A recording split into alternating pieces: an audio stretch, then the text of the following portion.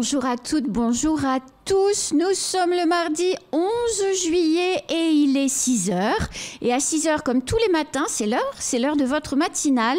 On va passer 2 heures ensemble, 2 heures à commenter l'actualité, à parler de l'information avec Raos et Fatiou. Bonjour Fatiou. Bonjour Anne, bonjour tout le monde. Alors, ce matin, on va commencer par se souvenir la semaine dernière de Théophane Narayanan qui était sur le plateau et qui, à l'occasion d'un temps de parole, a pu avoir des propos un peu, voire carrément outranciers à l'encontre de magistrats du tribunal. Le premier président de la Cour d'appel, Alain Châteauneuf, a publié et nous a adressé un droit de réponse que je vais vous lire, puisque c'est notre éthique professionnelle de permettre la réponse à ceux qui se sentent mis en cause. Lors d'une émission de votre chaîne dénommée Temps de parole, diffusée le 3 juillet 2023, M. Théophane Narayanan, invité de votre chaîne, s'en est pris de façon virulente et réitérée aux magistrats de la Chambre d'appel de Mamoudzou et plus particulièrement à Mme Nathalie Courtois, à M. Philippe Bricogne et à M. Cyril Ozou.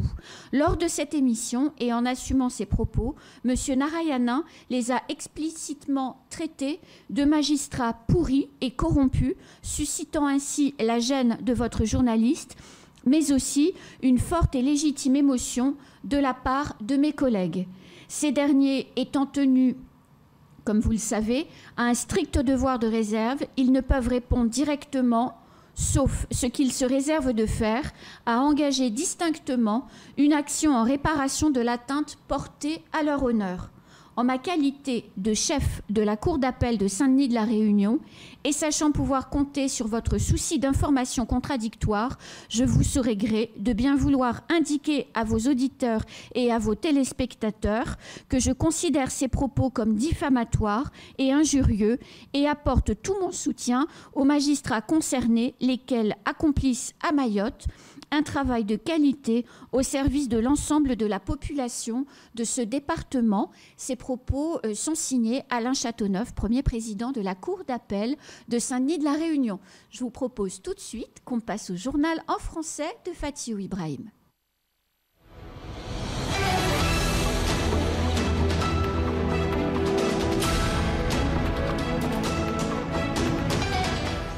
Bonjour à tous, bienvenue à vous dans ce journal de ce mardi 11 juillet 2023 et merci d'être avec nous sur Poésie. Pour l'édition du jour, nous parlerons du meurtre de Mroahandra, résultat définitif du bac 2023, crise des services d'urgence du CHM, droit de réponse des magistrats et nous finirons en économie. Mais tout d'abord à la une de ce journal, insécurité encore avec ce meurtre atroce à Mroahandra. Beaucoup ont cru que les affrontements de deux bandes rivales dans les hauteurs de la crête entre Doujani et Mtsapéré dimanche après-midi étaient liés au match de foot de la veille et aux échauffourées qui s'en étaient suivis entre les supporters de Kaweni et de Cavani, mais il n'en est rien. Il s'agissait d'affrontements entre deux bandes rivales de Doujani et Mtsapéré qui avaient commencé depuis samedi après-midi. 35 policiers et agents du raid sont arrivés sur place vers 16h30.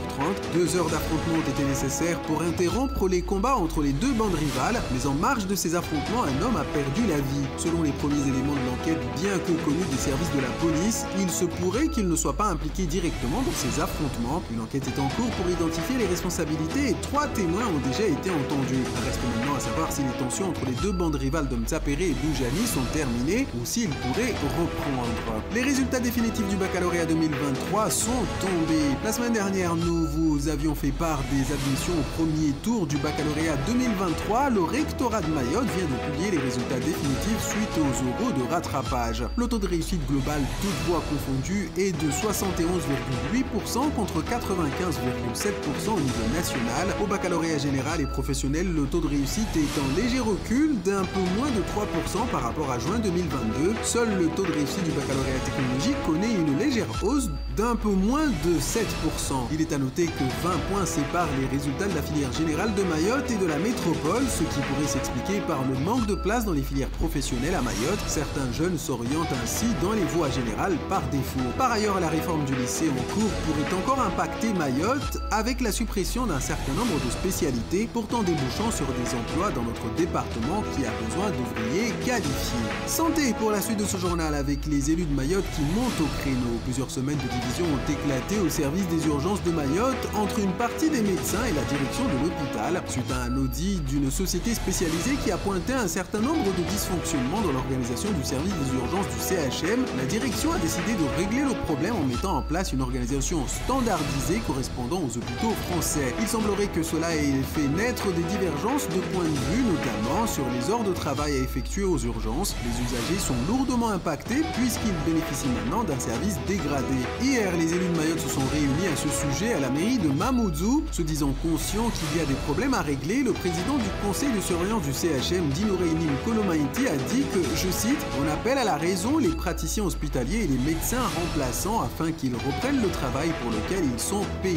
Fin de citation. Et comme on dit chez nous, Jishtema, autre polémique, mais naissante celle-ci, les propos de Théophane Narayana dans la matinale de Kwesi ont suscité des mois au tribunal.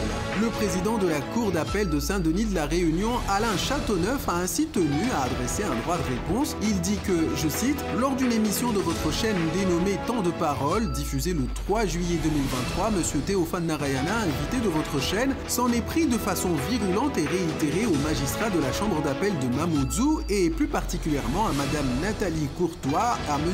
Philippe Bricogne et à M. Cyril Ozou. Lors de cette émission et en assumant ses propos, M. Narayana les a explicitement traités de magistrats pourris et corrompus, suscitant ainsi la gêne de votre journaliste, mais aussi une forte et légitime émotion de la part de mes collègues. Fin de citation. M. Alain Châteauneuf qualifie ses propos d'injurieux et diffamatoires. Il apporte son soutien aux magistrats concernés qui, selon lui, se réservent le droit de, je cite, engager distinctement une action en réparation de l'atteinte portée à leur honneur. Fin de citation. Et je vous propose de clôturer cette édition en économie avec ce nouvel outil au service du développement des entreprises mahoraises. France Active est une structure qui, à l'échelle nationale, a accompagné 35 500 entreprises en 2022 et a permis de consolider 60 000 emplois. La structure doit se développer en Outre-mer, y compris à Mayotte. À l'occasion des dernières rencontres avec les entrepreneurs locaux, Bibi Chanfi, vice-présidente en charge du développement économique, a expliqué que, dans le cadre de sa compétence développement économique au titre de la région, le conseil départemental est partenaire de France Active. D'ailleurs, en 2019, il lui avait attribué une subvention de fonctionnement de 80 000 € pour expérimenter la création d'un fonds de garantie permettant aux entreprises mahoraises d'obtenir des prêts bancaires, mais l'expérimentation a été retardée par la crise Covid. La vice-présidente Bibi Chanfi a expliqué que, je cite, « Nous aidons les entreprises, les entrepreneurs et les acteurs de l'économie sociale et solidaire pour que les projets avec le plus d'impact pour le développement économique et la création d'emplois bénéficient d'un soutien plus fort du conseil départemental. » Fin de citation. Et c'est ainsi que ça sèche cette édition. Merci à tous de nous suivre avec autant d'attention. Difficile de vous résumer toute l'actu en 5 minutes, mais restez connectés sur Kwesi pour être bien et mieux informés. Vous le savez, bonne journée à tous et à demain.